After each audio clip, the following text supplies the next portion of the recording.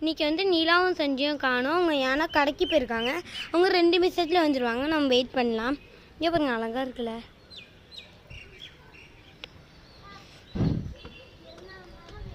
இப்போ தான் உங்களை பற்றி பேசியிருந்தேன். அது என்ன கையில் இருக்கு?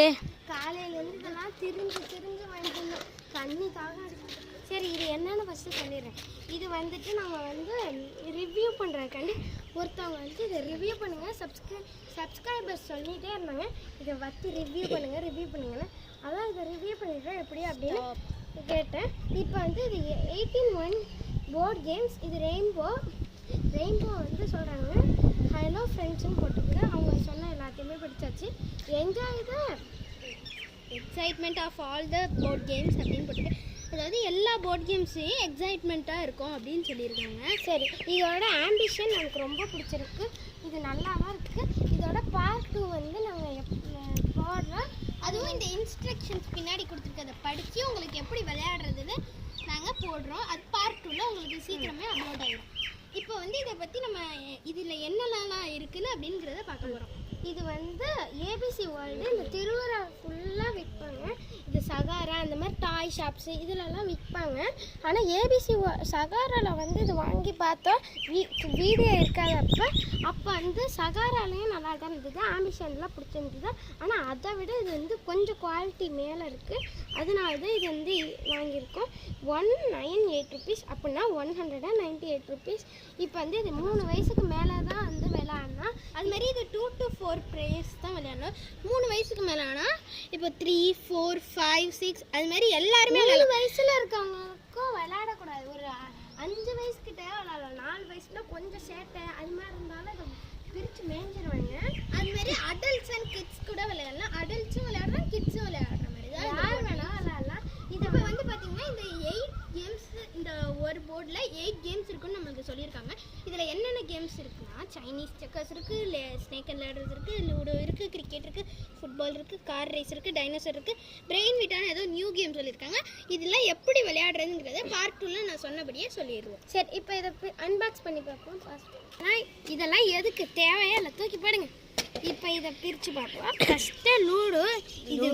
இது ஒரு பேரால் விளையாட முடியாது. இது இப்போவுமே இன்ஸ்ட்ரக்ஷன், எங்களுக்கு தெரிஞ்ச கேம்ஸ்க்கெலாம் இன்ஸ்ட்ரக்ஷன் சொல்கிறேன். இது வந்து இப்போ பிங்க் கலர் காயின்னா, இந்த பிங்க் கலர் காயின் இப்போ ஃபஸ்ட்டு எப்படி விளையாடணும்னு சொல்கிறேன். பிங்க் கலர் காயினை இப்படி பிங்க் கலர் காயினை வந்து 4 வச்சுப்போம்.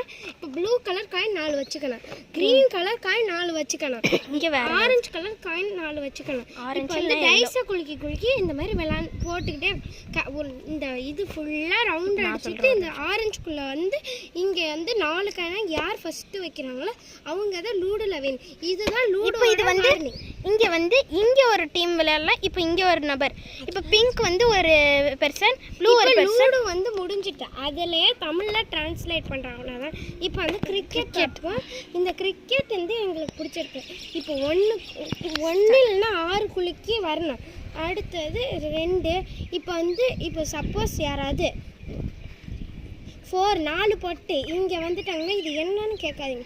இது stumped out go to the 1னா இப்போ 1க்கு போயிடணும். அப்படியே அதாவது நம்ம ரியலான கிரிக்கெட்டில் பார்த்துருப்போம்ல, இப்போ வந்து ஸ்டம்பில் பால் பட்டுட்டுனா அவங்கள அவுட்டுன்றுவாங்க. அது மாதிரி தான் இங்கே வந்து ஸ்டம்ப்டு அவுட்டு கோ டு 1. அதாவது இந்த மறுபடி இந்த 1க்கே வந்துடணும். இது மாதிரி நிறைய இடத்துல இருக்குது. திருப்பி நீங்கள் 6 இல்லைன்னா 1 போட்டு தான் வரணும். இதெல்லாம் முடிச்சாச்சு. இது வந்து பை ரன் கோ டு 8னா 7லேருந்து 8க்கு போகணும். இப்போ வந்து நீங்கள் 6 போட்டு 7க்கு வந்துட்டீங்கன்னு வச்சுக்கோங்க.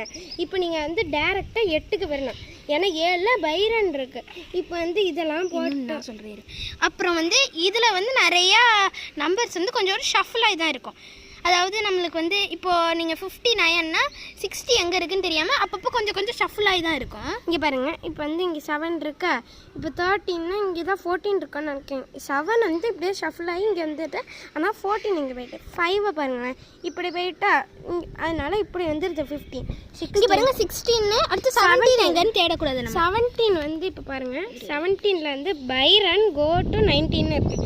அது 19 இந்த ஆரஞ்சு. இப்போ வந்து இங்கே இருக்கிற எல்லா ஆரஞ்சு பாக்ஸுமே நம்மளுக்கு வந்து ஒரு பைரன் அது மாதிரி இல்ல பைரன் இல்லைன்னா அவுட்டு கிடையாது. ஆனால் பைரன் ஸ்டம்புடுனா அதுக்கு வந்து ஆரஞ்சு கொடுத்துருக்க மாட்டேன். இந்த மாதிரி பைரனுக்கு மட்டும் 42 இது மாதிரி. இங்கே பாருங்க 80யா, அப்போ எங்கே 77ன்னு எங்கே இருக்குது பார்த்தீங்களா? அது ஆரஞ்சு கலரில் இருக்கா? இப்போ நான் சொல்கிறேன் பாருங்களேன். இங்கே பாருங்க, இது பாருங்க 61ல் இருக்குது, 67. இப்போ 67ல் ஆரஞ்சு கலர் இருக்கா?